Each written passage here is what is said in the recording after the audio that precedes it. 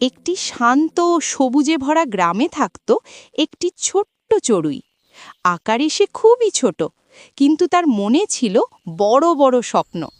প্রতিদিন সে আকাশের দিকে তাকিয়ে ভাবত, একদিন আমি এই গ্রামের সবচেয়ে উঁচু গাছটার ডালে উড়ে গিয়ে বসব। কিন্তু গ্রামের অন্য পাখিরা তার স্বপ্ন শুনে হেসে ফেলত। কেউ বলতো, তুমি খুব দুর্বল। কেউ আবার বলতো, এত উঁচুতে শুধু শক্তিশালী পাখিরাই পৌঁছতে পারে।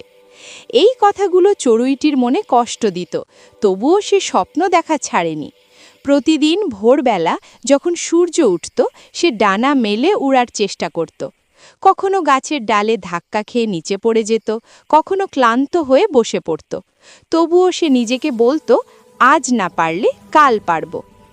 একদিন হঠাৎ গ্রামে ভয়ানক ঝড় শুরু হলো।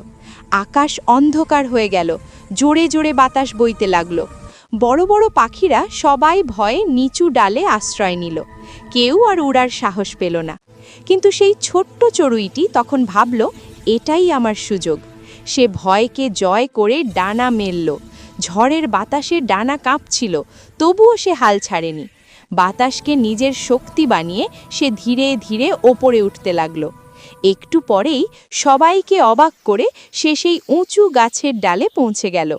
ঝড় থামার পর গ্রামের সব পাখি অবাক হয়ে তাকিয়ে রইল।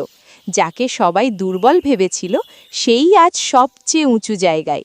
চড়ুইটি মৃদু হেসে বলল, শরীর ছোট হতে পারে, কিন্তু সাহস আর চেষ্টা বড় হলে সবই সম্ভব।